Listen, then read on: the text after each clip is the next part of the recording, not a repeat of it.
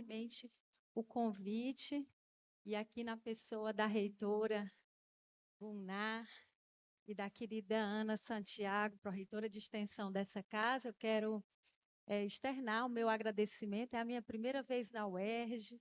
E, Ana, eu também quero agradecer porque foi a oportunidade de eu reencontrar amigas queridas aqui, que a rede de extensão me deu esse presente. E a gente se fortalece muito nesses encontros. Então, minhas amigas cariocas, né? Rosa, Ana, e queria dizer também que é muito bonito ver um auditório lotado. A gente tem vivido momentos, e eu acho que isso é em todo canto, em todo lugar, como diria Ciro Gomes, de auditórios que estão muito esvaziados em debates que são muito caros para nós. Então, encontrar um auditório cheio para uma pauta que é tão necessária, para nós é assim um regozijo, podem ter certeza, tá? Bom, gente, tem como a gente ir passando a apresentação? Alguém vai passando para mim, será? Ah, está passando? Vou pedindo então para você. Quanto tempo eu tenho, Ana? Porque professor fala demais, né? Eu tenho o quê? 20 minutos, 25? É, em torno disso? Então vamos lá.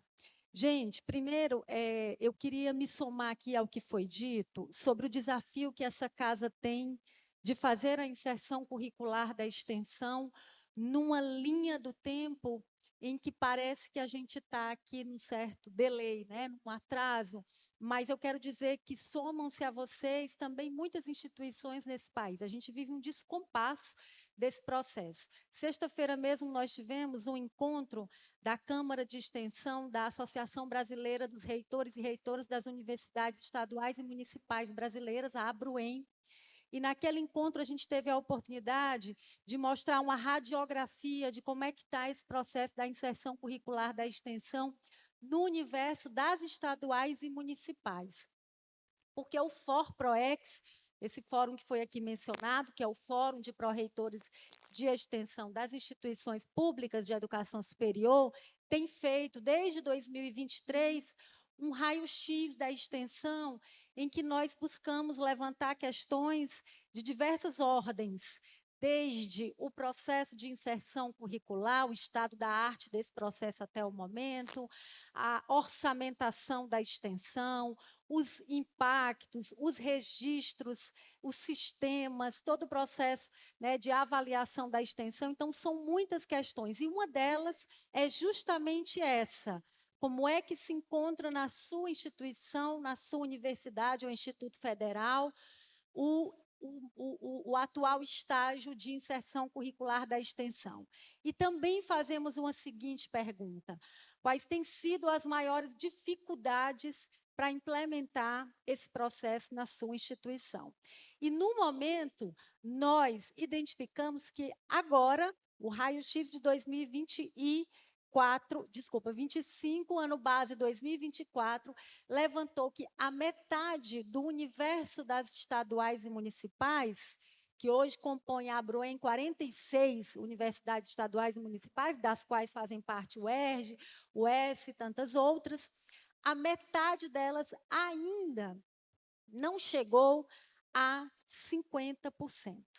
Tá? Então, esse é um dado preocupante nosso. Então, nós temos aí a metade que está entre 81 e 90, mas quando a gente soma o outro universo, que chega a mais ou menos 23 instituições, nós temos um descompasso, e isso se revela por diversas questões, que dizem muito respeito a isso que o Miguel Arroyo nos traz, e tantos outros, né, teóricos aqui do currículo. Eu vou até pedir desculpa e licença para quem é estudioso do currículo, né? Eu sou uma mera aprendiz desse processo, mas a gente sabe que currículo é território de disputa, não existe essa ideia de currículo neutro, né, de apenas o saber técnico, científico e acadêmico. Quando a gente pensa nas nossas instituições, a que projeto formativo nós vamos atender, construir, a gente sempre corta na própria carne, a gente sempre está fazendo escolhas,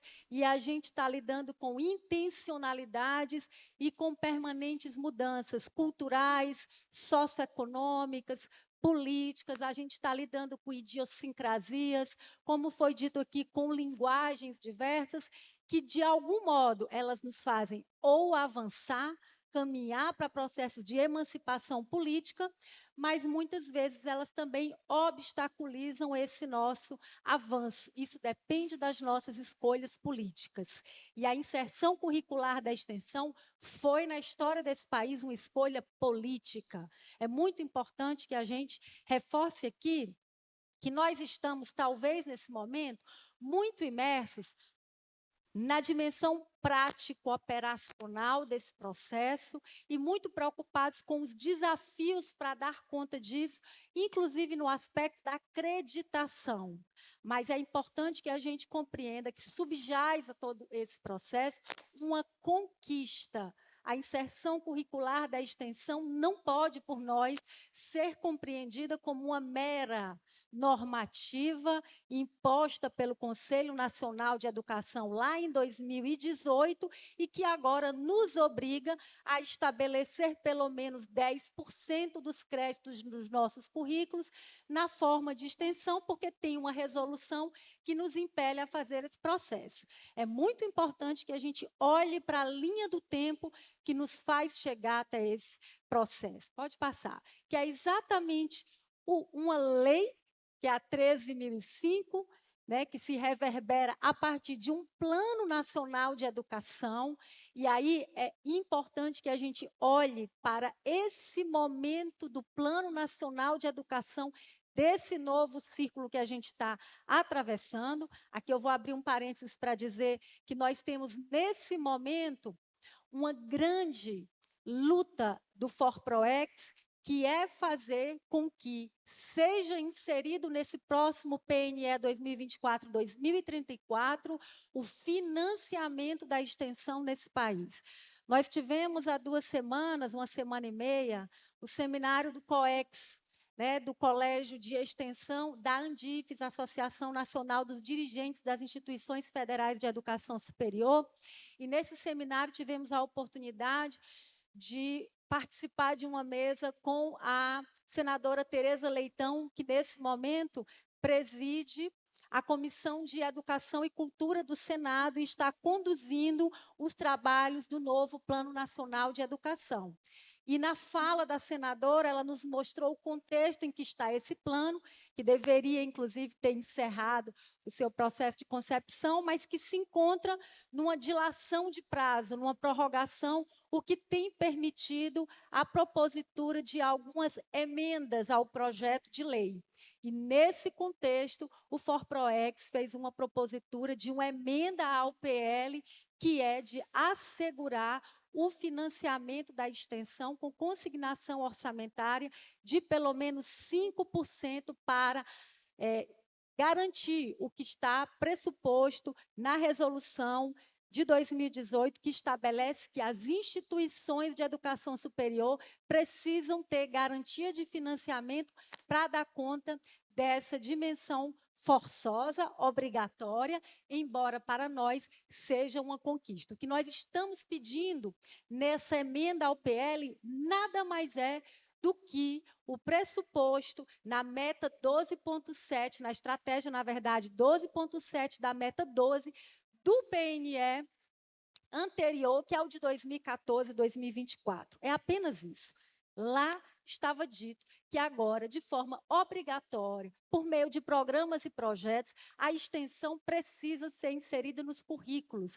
Não se faz inserção curricular da extensão sem financiamento, porque acredito eu que aqui nesse auditório esteja quem é extensionista ou quem vai se inserir nesse processo como extensionista e sabe que fazer extensão envolve uma logística, envolve toda uma dimensão, porque a extensão transborda a sala de aula, ela não cabe na disciplina, ela não cabe na sala de aula, ela não cabe sequer nos muros da universidade. Ela nos faz transcender o muro, atravessar a rua, ela nos faz conversar com quem não tem saber acadêmico, técnico, científico, ela nos faz conversar com esses outros saberes, e isso demanda toda uma logística para a qual o nosso Sistema Nacional de Educação precisa se preparar e precisa nos dar esse aporte. Fechei o parênteses para dizer sobre esse momento, porque esse momento vai pedir de todos nós uma luta muito grande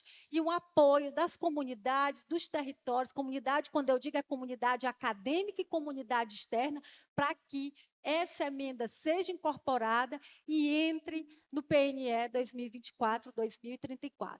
Eu não vou me deter nessa linha do tempo, porque eu sempre me empolgo aqui, a gente passa a manhã todinha, então vou ser muito rápida, apenas para dizer que a gente tem falado de maneira, mais contundente agora sobre a extensão, nesse momento em que ela vem para a centralidade do nosso currículo, mas, na verdade, a extensão faz parte da nossa história de produção do conhecimento científico, faz parte dessa coluna que é a universidade há muito tempo, antes mesmo de a gente se constituir como universidade, já nas faculdades isoladas, a gente fazia, de alguma maneira, extensão, embora nesse DNA da extensão esteja muito forte a extensão numa perspectiva da prestação de serviços, a extensão numa perspectiva de uma espécie de transferência ou aplicabilidade de conhecimento. Não se quer dizer com isso que nós percamos de vista também essa potência da extensão, numa perspectiva, sim, da transferência de conhecimento, mas nós superamos em muito essa perspectiva, principalmente quando nós deixamos de lado há muito tempo qualquer dimensão da extensão, como voluntarismo, como espontaneísmo, como assistencialismo, e passamos a fortalecer uma perspectiva de extensão que dialoga com. Tem uma dimensão também que é importante, que a gente tem identificado no raio-x da extensão, que é, nós perguntamos quais eram as maiores dificuldades que as universidades e institutos federais atravessavam para fazer o processo de implantação da inserção curricular da extensão. Na primeira edição do raio-x da extensão, 2023, ano base 2022, nós tivemos, do universo das 167 respondentes, 92 respostas. Claro que a primeira resposta foi a pandemia, porque era exatamente o centro desse processo, e porque nem precisamos dizer o quanto a pandemia atravessou as nossas vidas e foi brutal, para tantas coisas que nós estávamos realizando naquele contexto. Mas o segundo fator que dificultava, que obstaculizava o processo de inserção curricular da extensão era o conceito de extensão. As pessoas não sabem o que é extensão. Claro que aqui eu estou sendo bastante generalista, mas é muito importante que a gente diga isso. Na nossa universidade, a gente não sabe o que é extensão.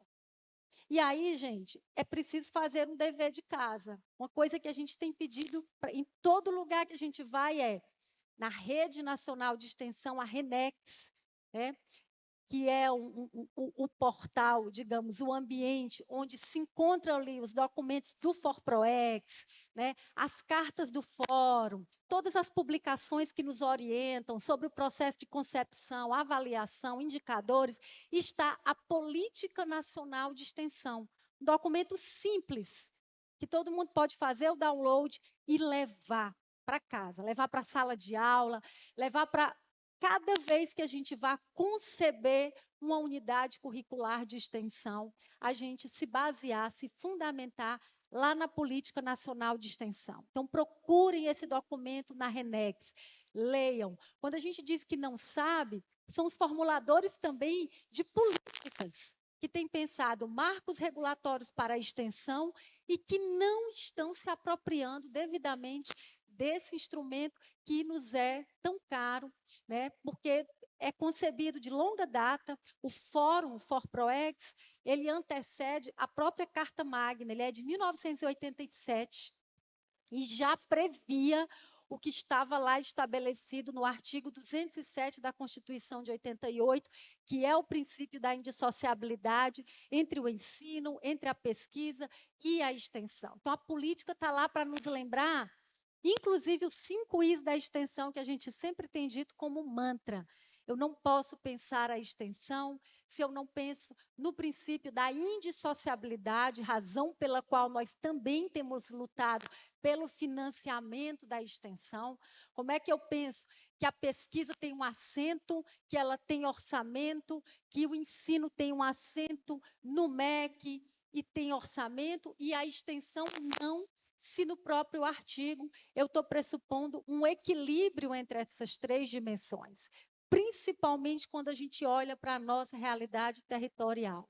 E sempre temos dito, talvez na Escandinávia, Suécia, Noruega, a gente se dê ao luxo de fazer pesquisa sem gerar transformação social, de fazer ensino, produção de conhecimento que não se reverbere em mudar a vida das pessoas, em fazer processo de democratização de acesso. Mas numa realidade como a do Brasil, não é razoável a gente pensar em produção do conhecimento, em ensino, em investigação, que não se reverbere em impacto e transformação social, que não melhore a vida das pessoas, que não reduza as iniquidades, os processos de injustiça, de desigualdade das mais diversas ordens. E a extensão sempre esteve para nos lembrar isso. Agora, ela vem para o centro do currículo numa perspectiva socio-referenciada. Então, nessa linha do tempo que a gente tem das nossas instituições e que foi tão importante para, desde 88, quando a gente tem o próprio princípio da indissociabilidade, sobretudo a LDB de 93, 94, de 96, que estabelece a extensão como uma dimensão essencial do processo formativo das nossas instituições e que foi tão importante, sobretudo a partir da Conferência da Educação para Todos de Jontienne, para as reformulações curriculares que passaram a ocorrer no mundo e que no Brasil se reverberaram ali nas primeiras reformulações dos anos 2000. E aqui eu penso que as licenciaturas passaram a ter um outro momento histórico. Quem é que está aqui que é ou da pedagogia ou das licenciaturas? Levanta a mão para a gente ter uma ideia, quem é que forma professores aqui.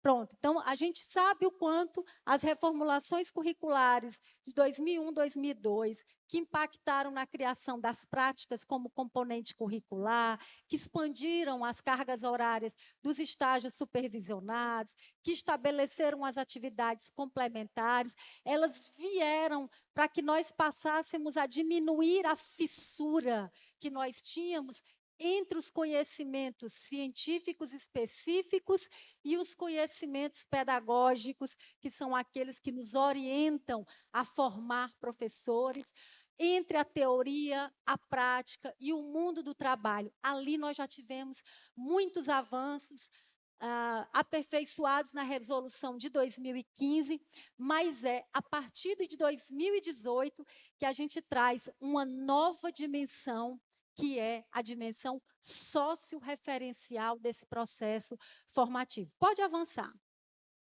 Aqui eu faço apenas uma metáfora, como se o currículo fosse essa parede que, infelizmente, na nossa história, ela ainda é muito fissurada, ela ainda é muito rachada entre todas essas dimensões. O ideal é que tudo isso fosse uma amálgama, mas vamos ser sinceros, quando é que dialoga a dimensão teórico-conceitual, todos os aportes, né, o arcabouço epistemológico das categorias, dos conceitos chaves, das teorias que a gente adquire com a formação política? Há quem diga, inclusive, que no seu curso não tem formação política, a gente só tem formação técnica, como se isso fosse possível.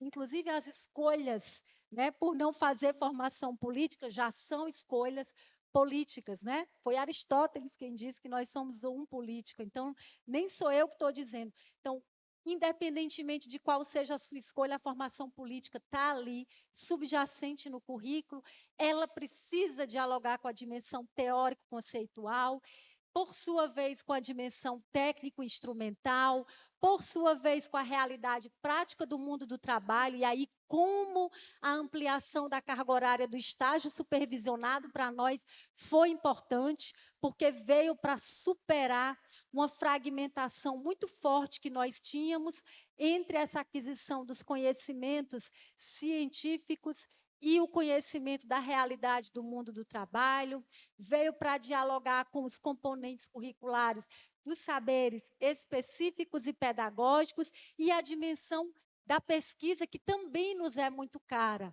e que, com a incorporação do trabalho de conclusão do curso, né, como componente curricular obrigatório, também fez com que os nossos futuros profissionais das mais diversas áreas incorporassem essa dimensão investigativa na sua produção do conhecimento. Mas faltava ali uma dimensão importantíssima que diz respeito à formação integral dos nossos estudantes, que os faz lembrar que essa cadeira vazia que está aqui é a cadeira de quem está pagando impostos para que a gente esteja aqui nesse momento e que, na maioria das vezes, sequer sabe que existe a unidade de Nova Friburgo, como alguém mencionou, a unidade acadêmica lá da UES de Limoeiro do Norte. Eu digo isso porque é quando o meu projeto de extensão chega lá nas comunidades mais periferizadas e vulneráveis possíveis, é que essas comunidades sabem que existe um campus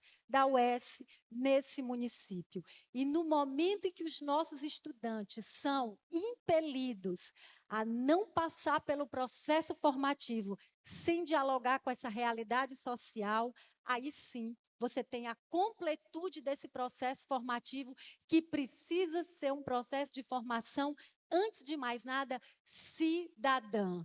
E aí, quem sabe, a gente chegue aos 5 Is da extensão, que é o da indissociabilidade do ensino com a pesquisa, com a extensão, o da interdisciplinaridade, que eu sei que é um grande desafio nas nossas instituições, porque a gente precisa sair das caixinhas de conhecimento, o desafio da interação dialógica com todos aqueles que também produzem conhecimento e que a gente precisa repertoriar esses conhecimentos, que em grande parte das vezes nós não incorporamos, o desafio da interprofissionalidade, que está aliado ao da indissociabilidade, e o desafio do impacto na formação desse estudante, que vai ser protagonista desse processo de inserção curricular da extensão. O quinto é exatamente esse, é a capacidade de impacto e transformação social que o nosso conhecimento, junto com esses outros saberes,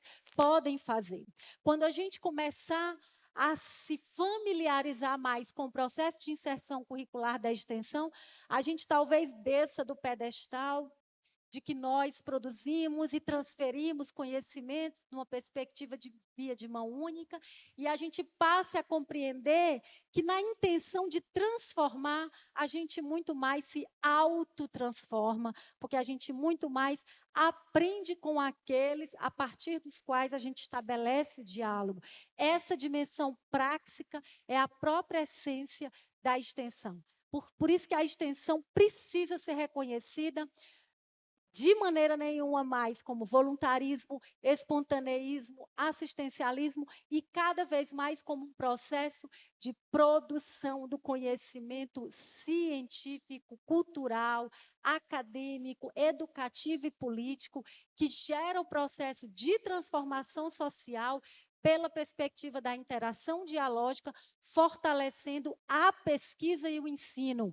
Portanto, não é mais razoável pensar pesquisa sem extensão, extensão sem pesquisa, ensino sem pesquisa e pesquisa sem, e ensino sem extensão, ainda mais quando ela vem, pode passar para a centralidade do processo formativo. E aí, quais são os estudantes que, nesse momento histórico, estão ingressando nas nossas instituições? E aí, o INEP tem levantado esses dados, né? Pode passar, porque as nossas instituições, ainda bem, elas têm sido mais democráticas, mais inclusivas, quando a gente tem olhado para o perfil dos nossos estudantes. Mas a gente também precisa olhar para a realidade que o INEP apresentou nos seus últimos dados aí do censo da extensão, que dizem respeito. Vocês estão vendo uma curva em profunda ascendência, que é exatamente a curva de ingressantes na educação à distância desse Brasil, que já superou, ali ela era quase o dobro, mas ela agora já superou o dobro de ingressantes dos cursos presenciais no país. Ao mesmo tempo, a gente tem tido um declínio da educação, do ensino presencial no país. Ao mesmo tempo, a gente tem observado que a prevalência dessas matrículas da educação à distância, que estão nas licenciaturas, elas dizem respeito às instituições privadas desse país. Portanto, embora nós tenhamos no ensino presencial, nas matrículas das licenciaturas presenciais do país, 80% estão nas instituições públicas de ensino. Quando a gente vai para a rede privada, onde há uma forte ascensão das matrículas, especialmente nas licenciaturas, 90% delas estão em cursos de EAD nas instituições privadas. Por que eu trago esse dado? Porque esse é o retrato do país. Essa é a realidade das nossas instituições, que estão cada vez mais no universo de formação. Pode passar para que a gente tenha um mapeamento. Pode passar? Isso é apenas o detalhamento da... Esse é o retrato do país. Em 2014, nós tínhamos um país que permitia, portanto, menos matrículas. Obrigada.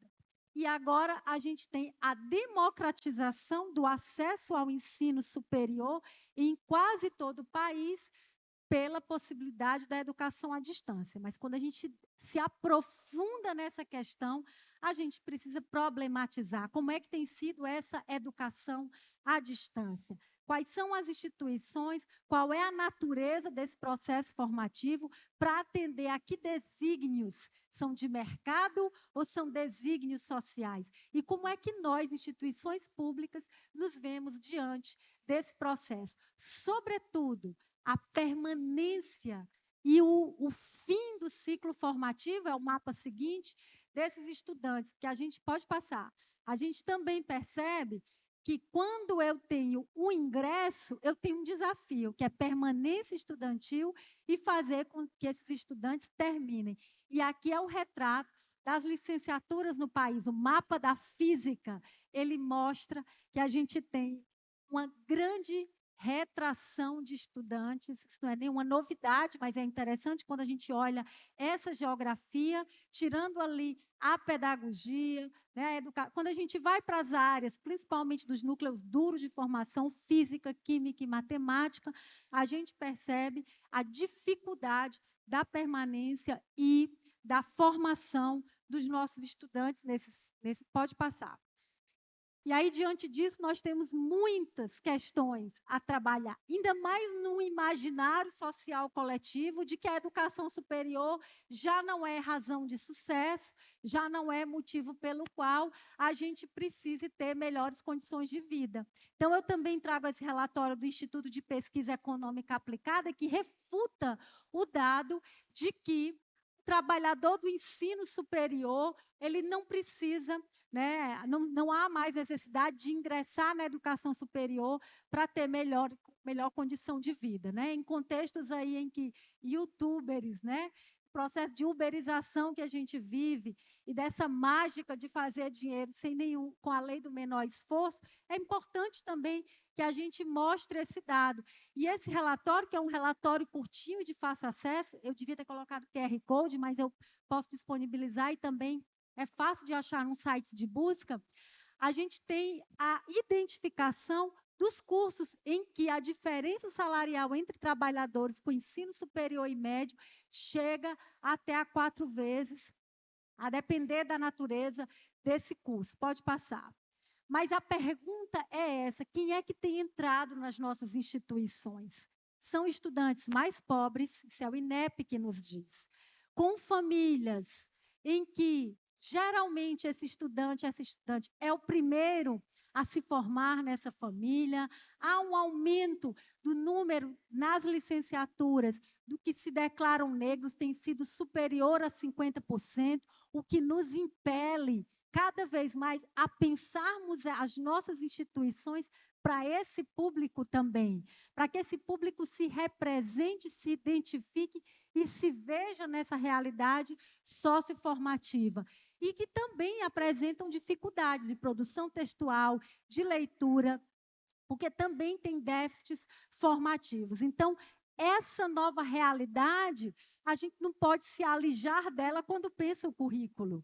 Então, quando eu penso o currículo num curso de nutrição que não reflete sobre segurança alimentar e soberania alimentar e nutricional, que nutricionista eu estou formando? Quando eu penso num curso de pedagogia que só forma para o mercado e que não percebe o processo de emancipação necessária num país em que a erradicação do analfabetismo ainda é um desafio, que currículo de pedagogia é esse que eu estou pensando? Quando eu penso num currículo do curso de medicina que se volta muito mais para a esfera do indivíduo e cada vez menos para a esfera da saúde coletiva, que currículo é esse que eu estou pensando? E aí a extensão ela nos faz refletir quais são as realidades dos nossos estudantes que estão ingressando hoje para se formarem, não apenas para o mundo do trabalho, mas também numa perspectiva de formação cidadã e, portanto, quais são as necessidades formativas desses futuros docentes, médicos, bacharéis das mais diversas ordens e como a gente pode refletir e dialogar com os contextos regionais e territoriais onde estão esses estudantes, porque eles vão fazer a inserção curricular da extensão nos seus próprios territórios. Pode passar. Pode passar? É exatamente essa pergunta. E aqui a árvore não dá muito fácil de entender, mas é uma árvore interessante para a gente pensar isso. Nós avançamos nos nossos currículos quando trazemos o diálogo entre a dimensão teórico-conceitual, técnico-instrumental, investigativa, do mundo do trabalho, mas agora o nosso desafio é essa dimensão socio-referencial que se apresenta como uma, digamos, quarta reformulação a partir da resolução do Conselho Nacional de 2018. Pode passar. E aí a gente precisa, slide seguinte, a gente precisa pensar. Aqui, gente, eu acho que eu vou deixar para tarde, quando a gente vai ter a oportunidade de dialogar de forma mais direta com as experiências institucionais sobre como é que a gente planeja a extensão agora como componente curricular. Eu não posso estabelecer essa dimensão sem dialogar com, naturalmente, a própria Agenda 2030, os Objetivos de Desenvolvimento Sustentável, que tem um diálogo transversal e direto com a Política Nacional de Extensão, porque quando eu olho para os 17 ODS, eles dialogam diretamente com a educação, meio ambiente, cultura, comunicação, produção, tecnologia, trabalho, direitos humanos e justiça, que são as grandes áreas da política nacional de extensão. Eu preciso pensar esse componente curricular, imaginando ali a perspectiva de benefício compartilhado. Eu preciso imaginar qual é o aporte metodológico que eu estou pensando a partir desse arcabouço extensionista para desenvolver esse componente curricular. Portanto, um capítulo sobre a metodologia precisa estar pensado na elaboração desse componente curricular. Eu preciso estabelecer qual é a modalidade de extensão. Então, se aqui na UERJ vocês estão estabelecendo pela resolução de vocês que há 3 vias de fazer a inserção curricular, que é a criação de um componente curricular específico para a extensão, ou a inserção da extensão dentro de um componente curricular já existente, ou a forma livre dos estudantes fazerem as atividades curriculares de extensão, independentemente de qual seja essa modalidade, não deve haver disciplinarização da extensão, ela não cabe numa disciplina. Então, qual seja o viés adotado para fins de creditação, onde vocês vão pensar crédito, carga horária, saleamento, tem que ter uma sala para planejar, mas tudo isso para conceber ou por via de programas, projetos, eventos, cursos ou prestações de serviço. Essas são as modalidades reconhecidas na Política Nacional de Extensão. E aí, o mais importante, slide a seguir, é como que a gente vai fazer isso numa perspectiva do diálogo e da escutativa. E aí são múltiplas as possibilidades a partir das quais esse componente curricular de extensão vai dialogar com as organizações não governamentais ou políticas, com as instituições de educação básica, com os museus, os teatros, as bibliotecas vivas que estão ali nas associações dos moradores, com as entidades de classe, com os movimentos populares, empresas públicas e privadas, os movimentos sociais. Então, há uma pleiade de possibilidades com as quais a gente vai dialogar. Mas esse diálogo é a chave, é a ponta de lança a partir da qual a gente, de fato, vai pensar o componente curricular da extensão. É não levar para, é fazer com. Slide a seguir.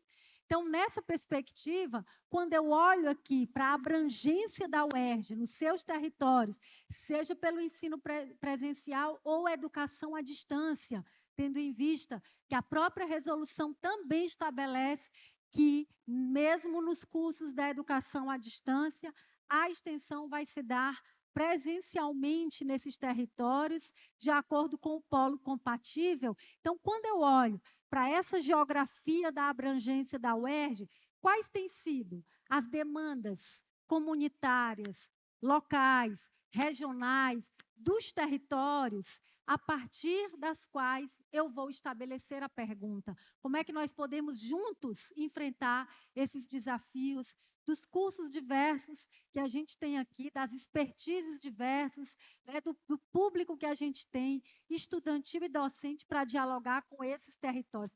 E que perspectivas de escuta e de diálogo com esse entorno, com as comunidades, com os setores sociais, que também são formuladores de políticas públicas, e nós somos grandes interlocutores entre o Estado e esses potenciais formuladores de políticas públicas, que são os movimentos sociais, os movimentos populares, as entidades de classe que podem contribuir nessa formulação a partir desse diálogo.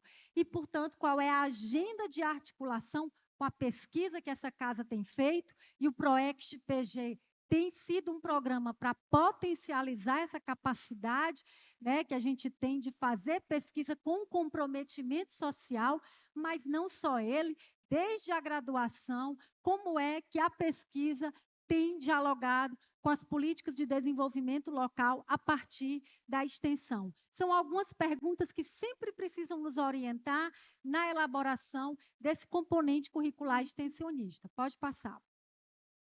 E aí, para encerrar as perguntas, né, as questões da nossa agenda urgente, qual é a escuta ativa que nós temos produzido para conceber a extensão? Então, nós precisamos criar condições objetivas para que esses sujeitos, esses setores sociais diversos, nossos colegas da educação básica, dos movimentos sociais, as empresas, os agentes públicos, nos acolham, acolham a UERJ, no sentido de interagir com os nossos estudantes, de compartilhar com eles as demandas, os conhecimentos experienciais, e construir é mais do que levar para, é mais do que transferir, porque a extensão não é via de mão única, ela é via de mão dupla. Portanto, construir com eles as ações de extensão. Com isso, subjaz esse processo, que é de concepção, execução e avaliação da extensão,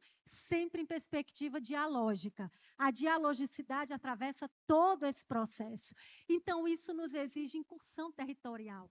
Sem a incursão territorial, dentro da sala de aula, sem buscar os mecanismos de reconhecimento no próprio território de inserção, a partir da capilaridade que a UERJ tem, de construir os programas, os projetos e as ações como parte integrante dessas demandas locais, dos contextos diversos, não se faz inserção curricular da extensão. Portanto, a inserção social é o caminho pelo qual a gente vai dialogar esses fundamentos teóricos da medicina, do serviço social, da, das ciências sociais diversas, aqui tem antropologia também, né? Nas ciências sociais, né? Das áreas da educação diversas, com a perspectiva da pesquisa e com a prática do compromisso social. E o mais importante, já que temos falado tanto em inovação nesse país, gente, a extensão junto da pesquisa, ela não está meramente na divulgação. É claro que a divulgação é um braço importante da extensão, é claro que a popularização da ciência é uma dimensão importante da extensão, mas ela está nessa produção conjunta desses conhecimentos. A gente não só divulga o que a gente faz na universidade para a comunidade, muito pelo contrário, a gente repertoria junto com essa comunidade, isso sim é inovação. O conhecimento que eles também têm, e esse conhecimento, sim, é capaz de produzir patentes, tecnologias, metodologias e parâmetros que vão ser utilizados pelos produtores e formuladores das políticas públicas. Eu acho que eu terminei aqui. Deixa eu ver se foi aqui mesmo. Porque o meu tempo ali acabou. Slide a seguir, por favor. Será que eu cumpri? Gente, milagre, eu cumpri o tempo, gente. Obrigada. Nunca consigo. Olha isso.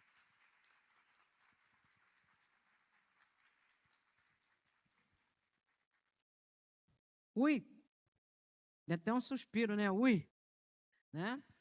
Obrigada, Lana. Eu queria aproveitar para marcar a presença da professora Celissaba, que coordena a parte de educação à distância da universidade, e registrar, porque a gente não fez isso na mesa, né? E a educação à distância, pelo menos o curso de biologia, foram os primeiros a realizar o processo o primeiro, de inserção curricular da extensão.